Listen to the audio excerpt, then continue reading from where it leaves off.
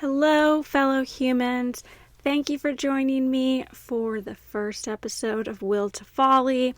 Technically, it's like the 8th episode or something of this podcast. But this is the first one since I changed the name from Existentially Blonde. And I'll talk a little bit about that, but I'm Megan Alexis. I'm your host, and if you are watching right now or listening, whatever it might be, that means you and I are live together in this exact time moment for the moment, which is pretty remarkable, I think.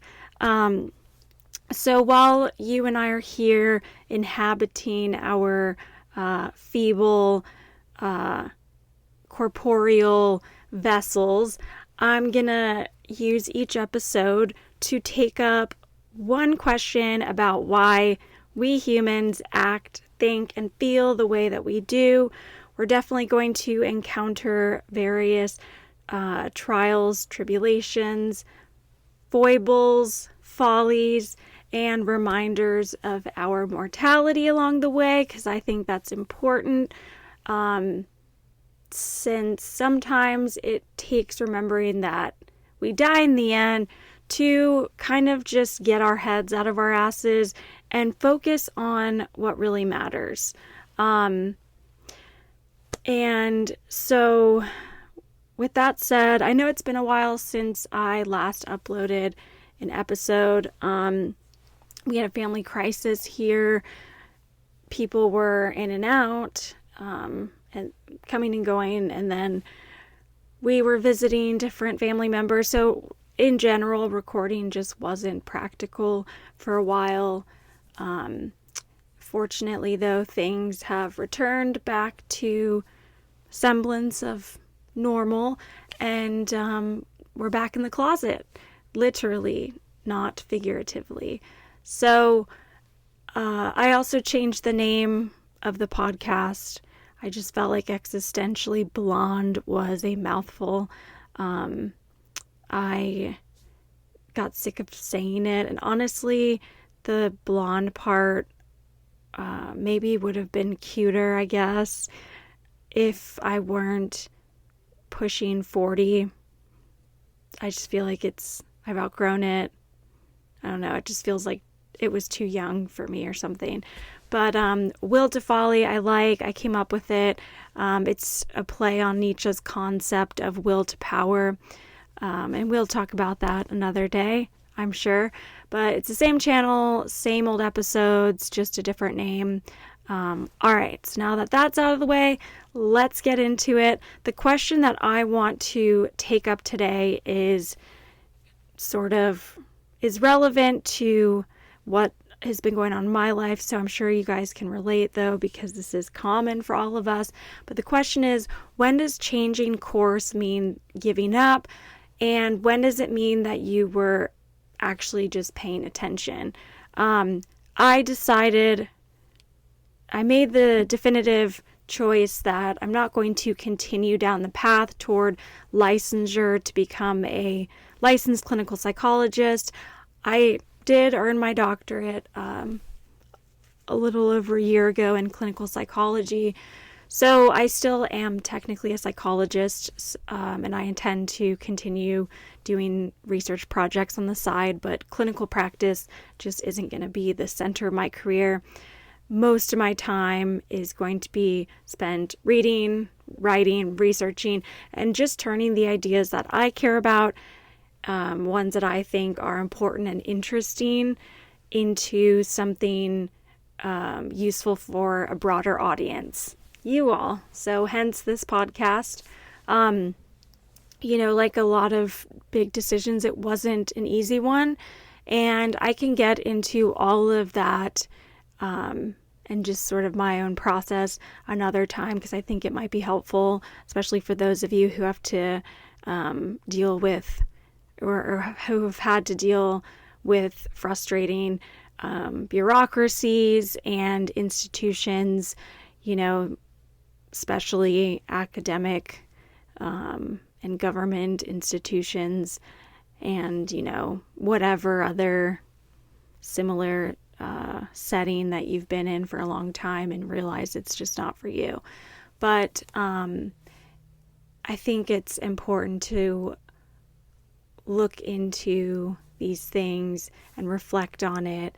And, if you're in that process of deciding where to go, we're going to talk about why that's hard and what you can do and what it means, the meaning and the significance that we put on it. So a lot of times we have a hard time changing course or changing our mind about something because we attach such significant personal meaning to it. And this is something that is going to be a recurring theme in the podcast. Oftentimes in our life, though, we change things or revise things constantly without treating the original version as some sort of moral failure. So some simple examples, we might change sentences, when we're writing. Scientists will revise theories when the evidence changes, and we see that as a sign that science is functioning rather than proof that the entire enterprise itself was somehow fraudulent. But those examples, those types of revisions are easy because they usually aren't attached to our entire identity. So there isn't that personal connection, like I said. So changing a career, though, or a relationship, a belief, perhaps an ambition, is much harder because suddenly the original choice that we made once upon a time kind of goes on trial. Everyone wants to know what happened. We start calculating the time and money we already spent, we already put into, that decision. We feel obligated to come up with this grand explanation, as to why, and it has to be persuasive enough to justify disappointing the person that we used to be, the person that made that decision. But when you think about it, that person, your, previous version of you, made a decision using the information, the needs, motives, circumstances, etc., that were available at that time. Years later, however, some of those things, and oftentimes many of those things, look a lot different. And they probably should. Being alive means that you have experiences, new experiences. You're learning things, you lose things, you meet new people, priorities change, and occasionally, discovering that something you were absolutely certain about was perhaps nonsense.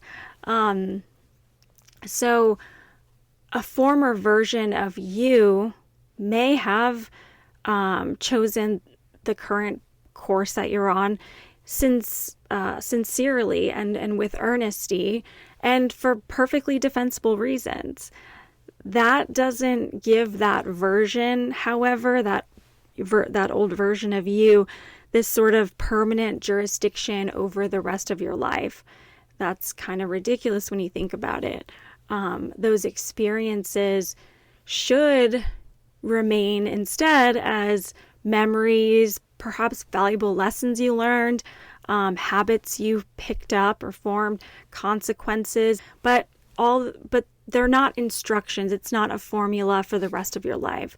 The strange thing is that, most major life paths, they don't begin with this solemn declaration that we will devote the next 30 years of our lives to them. Instead, they develop through these smaller decisions that each make sense at the time you make them. So for instance, you take the class, you accept the promotion, you renew the lease, agree to another year, begin the degree, stay in the relationship, and so on and so forth. And then one choice creates the conditions or parameters for the next. There is, maybe another form that you have to submit, another deadline, another person that's expecting an answer.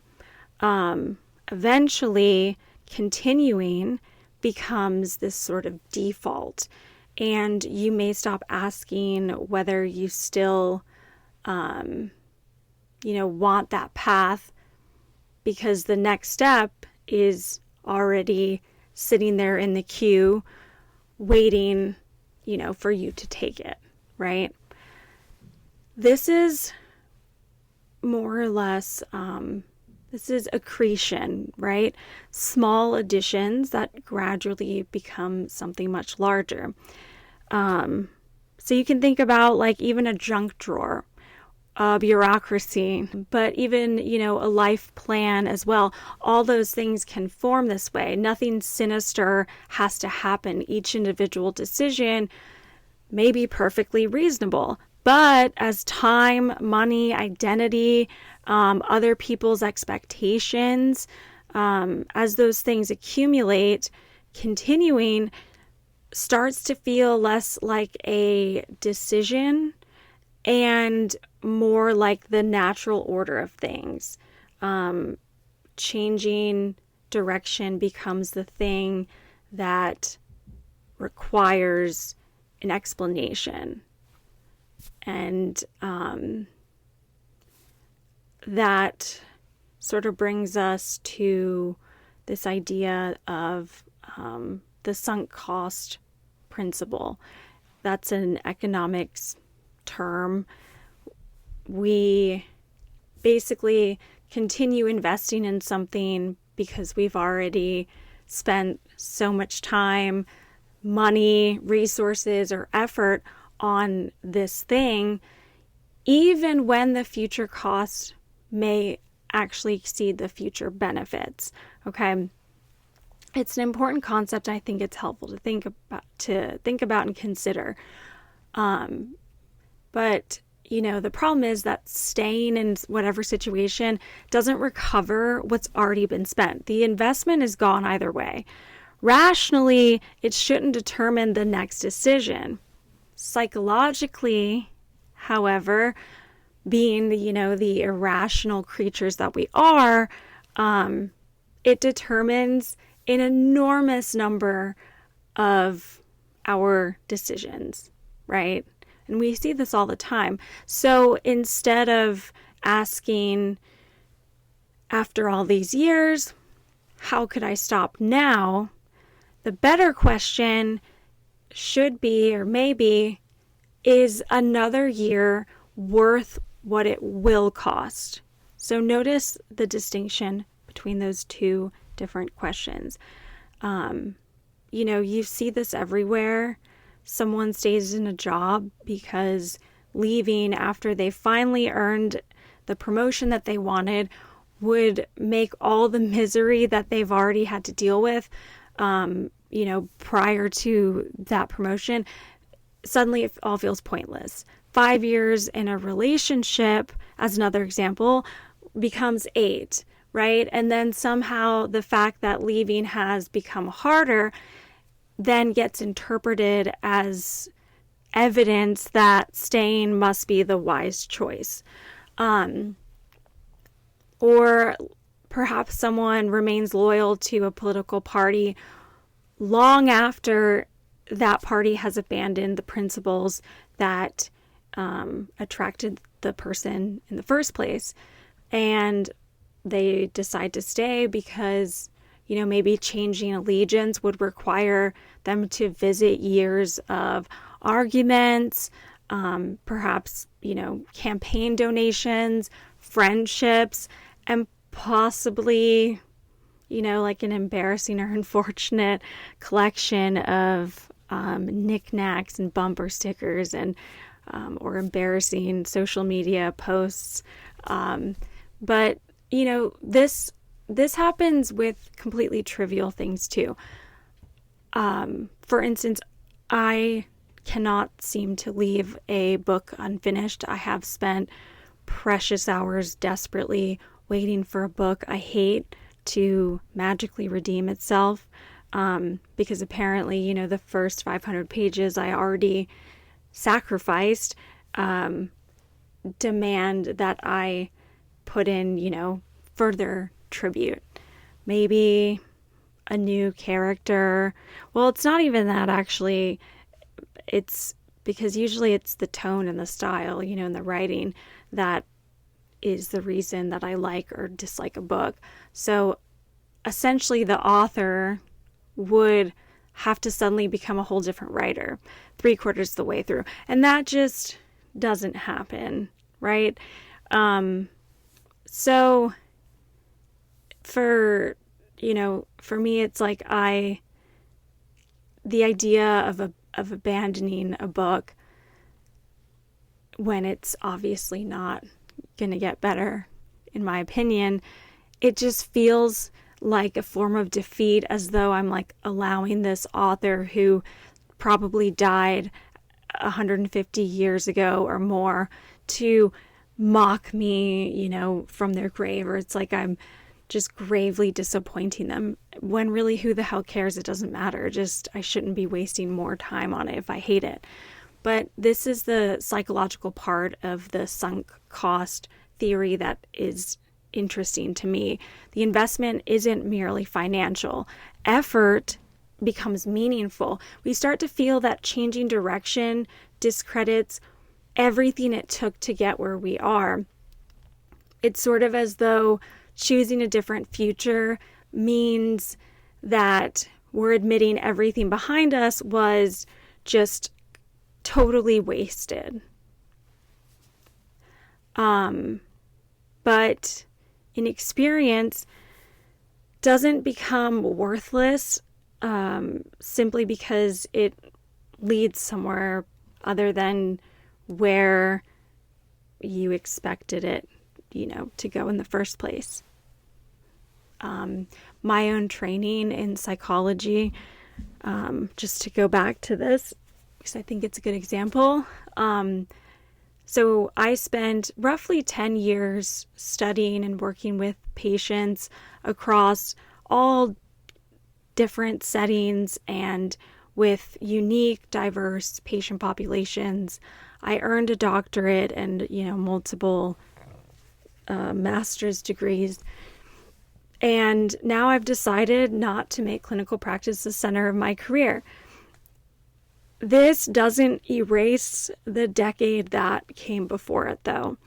And it certainly doesn't mean that I somehow return, the person that I became during those years and get some sort of like store credit, okay?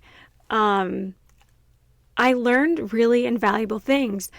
I learned how to evaluate evidence, how to consume research with a critical lens. I learned to tolerate ambiguity, listen carefully, resist forcing complicated questions into these neat answers just because, uncertainty is very annoying. And I also, something that was very eye-opening to me is that I became thoroughly disabused of the belief that credentials reliably indicate intellectual independence, ethical courage, or decision-making, or even competence, sadly. And sometimes they do. I like to think that that's more often the case than not, but sometimes they merely indicate that a person successfully completed the requirements necessary to obtain the credential. And I know that's not quite as inspiring or romantic, but it's considerably more accurate. The point is that the value of those years does not depend on my reaching the conventional outcome that those years were initially supposed to lead toward. What I learned is still mine, and I'm still very grateful for it, and I wouldn't change it for anything. I truly mean that. Changing the plan doesn't require repudiating the path that came before it. That's really important. That doesn't, mean that the past stops mattering. What we have invested can carry real emotional weight, and often does, and real responsibility. Other people may be affected, and usually they are, by our decisions. So when people say, I've evolved, it's not an enchanted phrase that somehow dissolves, debts, promises that were made, responsibilities to children or, other parties, or other consequences. But there is a difference between something mattering and something having this sort of permanent authority over the next decision. The years that were already spent may deserve grief, gratitude, reflection, or just an honest accounting of what they cost and what they gave us, right? And it can just simply be that. They just don't need to automatically deserve another year, another massive loan, or willingness to make a tiny stipend, that pays for like nothing. But there's another reason that changing direction gets difficult. Eventually, what we've been doing stops merely being something that we do, and it becomes part of how we understand who we are, what our identity is. The mind craves continuity. We want the person that we are now to make sense in relation to the person we were 5, 10, or 20 years ago. So we do this thing where we tell stories about ourselves, about how we got here. We like to then connect dots backwards or retroactively until, accidents start resembling some sort of foreshadowing, and choices that were probably half circumstance and half intention start to look inevitable. And this is not necessarily a bad thing. A coherent story gives shape or form to our experiences, so it can be helpful. The problem, I think, comes when the story, it becomes more important than the life it's supposed to describe. Okay, hopefully that makes sense. My nose itches. I'm sorry. I always have allergies or something. I get like itchy nose. I promise I'm not it's not from snorting drugs. But what was I going to say? Oh yeah, Sartre. I wanted to talk about Sartre and bad faith, and how he said, basically humans are really good at finding all sorts of creative ways to hide their own freedom from themselves. We take a role, an identity, or a decision and start treating it as this sort of fixed fact about who we are. And I've talked about Sartre in an episode, a couple episodes ago, I can't remember. He was an existential philosopher. But essentially, roles are useful, identities are useful, labels can be useful. The problem begins when they stop describing us and start sort of issuing instructions, and it becomes this fixed, almost impenetrable,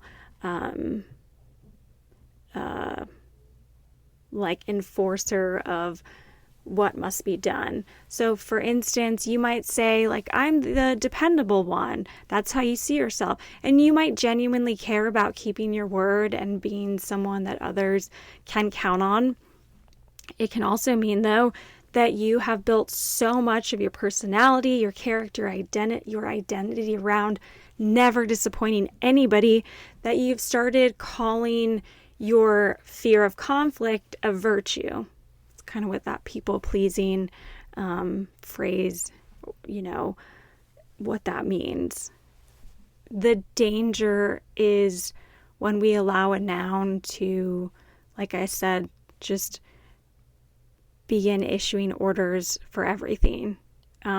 So like other nouns or labels such as like psychologist, husband, wife, Democrat, Republican, artist, academic, successful person, good father, dependable friend, and so on and so forth. Whatever the noun is, we can reify it. We take something abstract and fluid and treat it as this solid object that has to remain intact, or else we somehow cease to be ourselves completely. And but identity is more protean than that. We change form, we keep pieces, we discard others, we add new ones, we contradict ourselves occasionally, sometimes frequently, and hopefully learn a few things along the way. And then we sort of keep dragging this strange collection of experiences around with us until further notice, until further editing is required.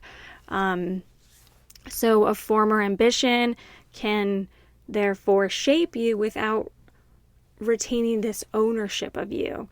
A relationship that you were in can still be meaningful even if it ends. A political conviction can have felt or been sincere even if you later decide to disavow it. You don't have to decide that an earlier version of yourself was fraudulent just because the person you are now has reached a different conclusion. Sometimes, what am I saying? Okay. Well, anyway, now having said all this, sorry, I got off track. But there is another side of this that I feel like I have to mention, because I've spent a lot of time making this idea of revision or change sound very reasonable. But like anything else, applied indiscriminately, this argument could justify abandoning like every difficult project, or every awkward, conversation, relationship conflict, boring obligation, and other important things that we just simply don't feel like doing. Okay. So I feel like I have to put that disclaimer in here. Persistence matters too. Okay. So it's important to be able to distinguish those two things. Almost anything worth learning has like a stage where you feel clumsy, you get bored, you're frustrated, or you've just hit a plateau. Relationships will always move past that, passionate honeymoon novelty period and into the less glamorous reality of dealing with another person's actual personality and habits and strengths and weaknesses and so forth. The work, that you have will become repetitive. An exciting project becomes tedious when it's no longer new. And so just as, those are just examples of things that we sometimes just have to persist through. Just because we reach those plateaus or, something loses its novelty doesn't necessarily mean that the path is wrong. Sometimes it just means that novelty is no longer doing the motivational work that, is helpful for getting things done. But as we know, motivation. We can't rely on motivation all the time to do things. Otherwise, we'll never reach our goals. You have to do things when you're not motivated to. But, as humans, we're remarkably talented at inventing like noble explanations for whatever it is we feel like doing. Fear can sometimes, we can convince ourselves that it's not fear, that it's wisdom, So think about, maybe you're considering applying for a job that you really want and it requires you to move to a new city. And so you're, embarking on this sort of path of uncertainty. And then suddenly you become extremely practical about everything. That, you tell yourself, well, the timing's wrong. It would be impossible. I should just wait until I'm more prepared. And sometimes that is good judgment. But sometimes you're just scared. Okay, that's all that is. Another common one that I see is with impatience, where impatience can feel like authenticity. Sometimes something becomes boring or difficult, and suddenly, you hear people say, this just isn't me anymore. This is not my path. And avoidance, too, can sound like principle.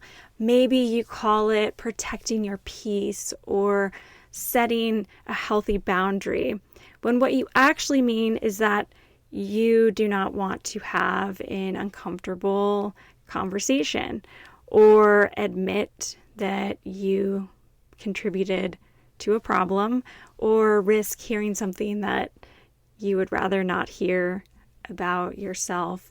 So those are just some common examples.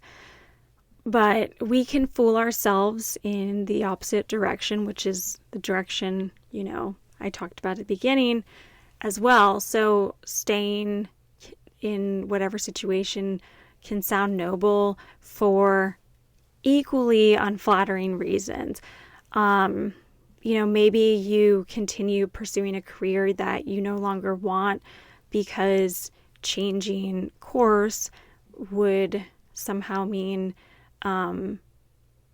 that you have to explain yourself to people who have heard about this plan and, this trajectory for years.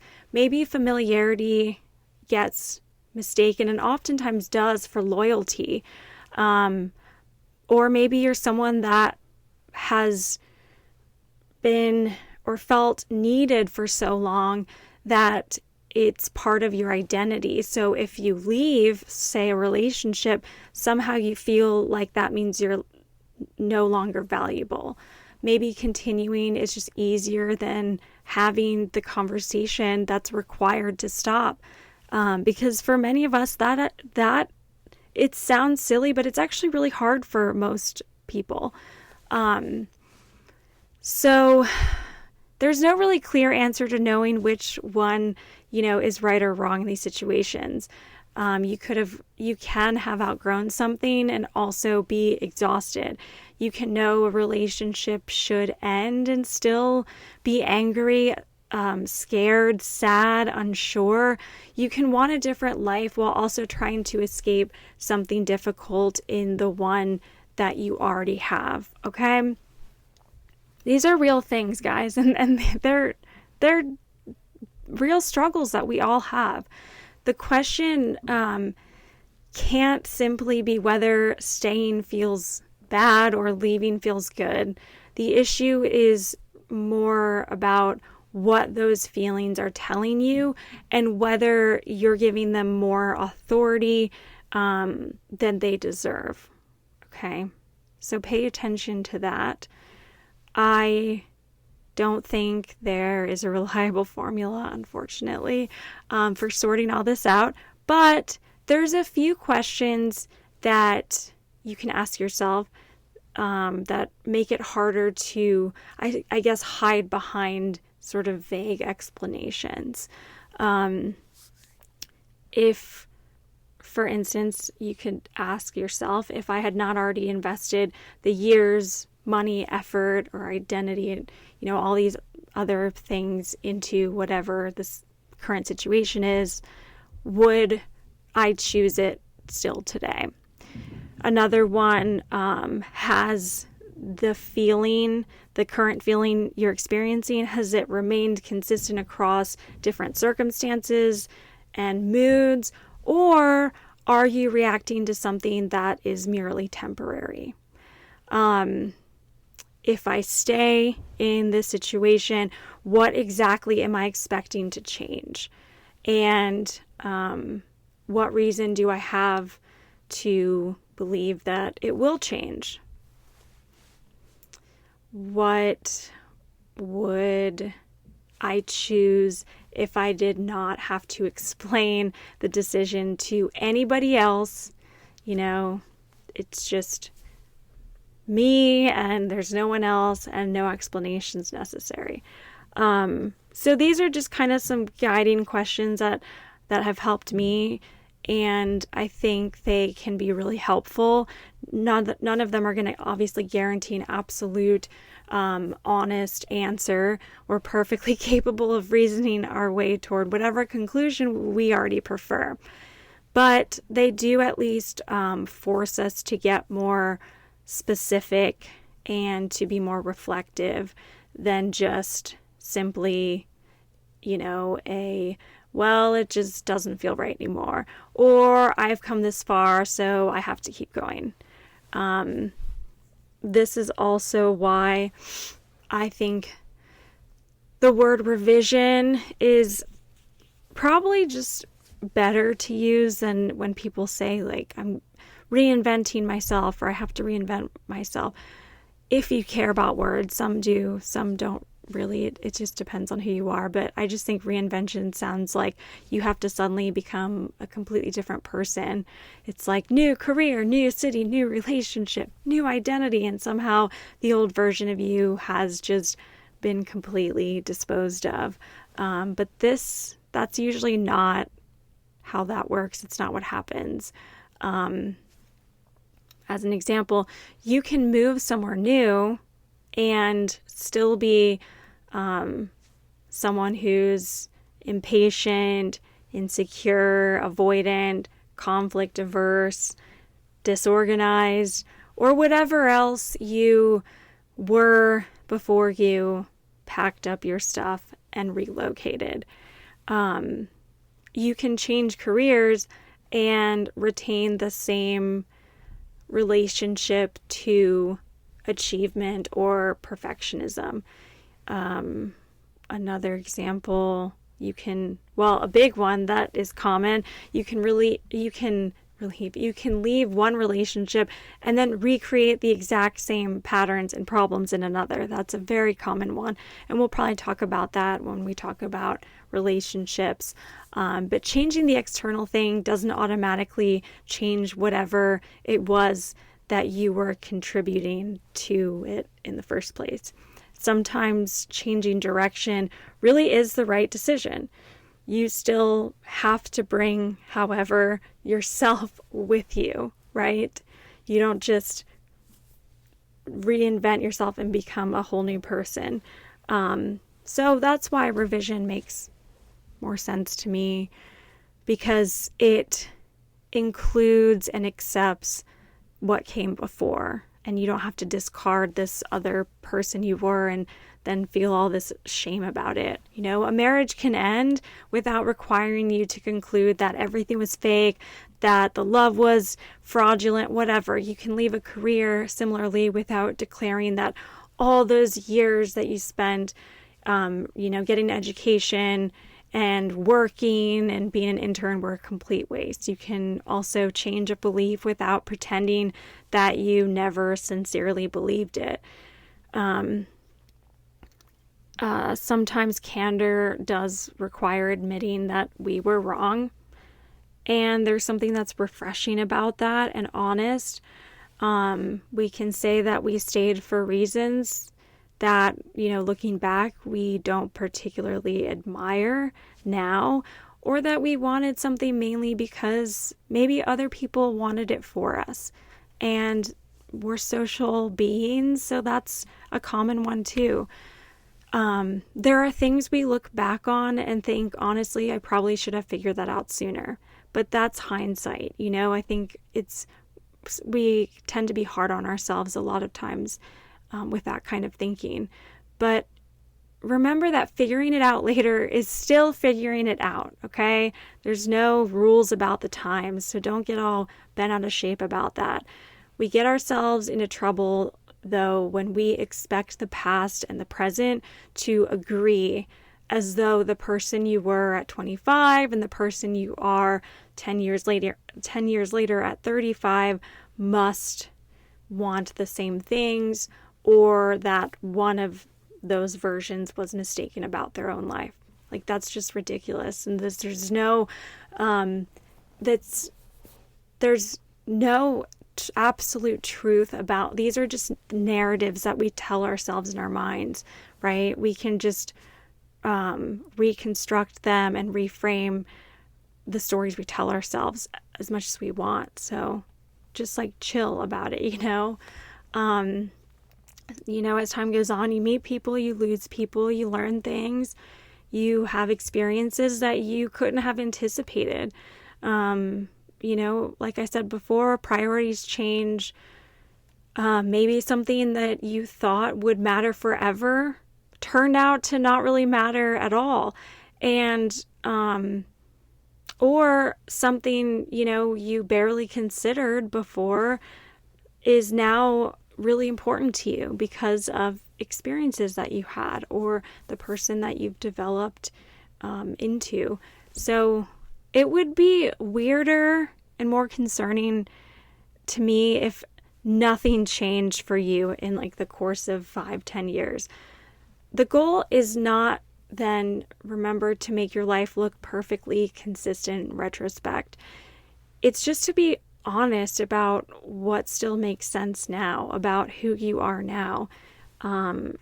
So changing direction isn't automatically brave, and not changing direction isn't automatically admirable, if that makes sense.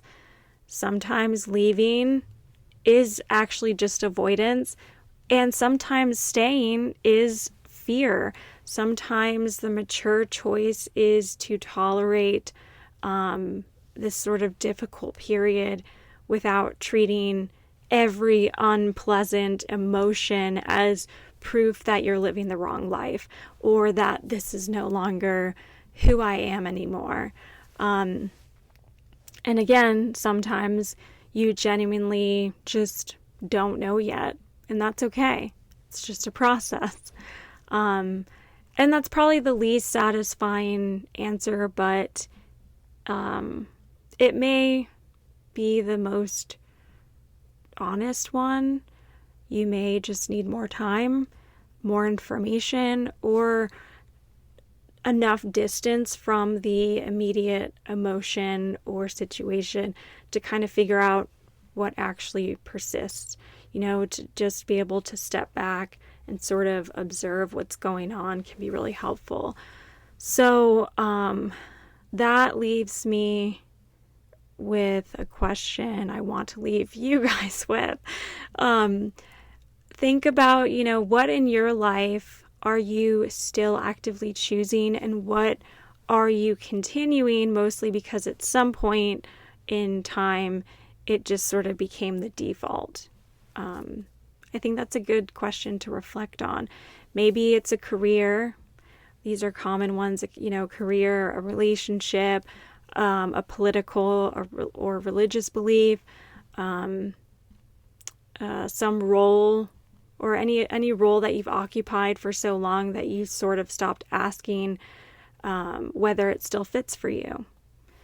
And if something does need to change or need revision, just remember that you don't have to condemn the version of yourself who chose that path in the first place. I think that's really important. Because really that person made a decision with the life they had then. So it's, just like be easy on yourselves. You get to make, you have the life you have now, right? So don't worry about all those other things. Just worry about where you are now. But I'm going to leave you guys with that. I'm Megan Alexis, and this has been Will to Folly, formerly known as Existentially Blonde Podcast. Thank you for spending your precious finite time with me, and I'll be back again with another episode where we will get to answering another question about humans and why we do certain things that we do. And remember that you and I die in the end, so stop doom scrolling. Don't sweat the small stuff. Go outside, read a book, try and get something in line that you need to do. Time is ticking. Don't wait. I'll see you next time, guys. Have a great day. Bye.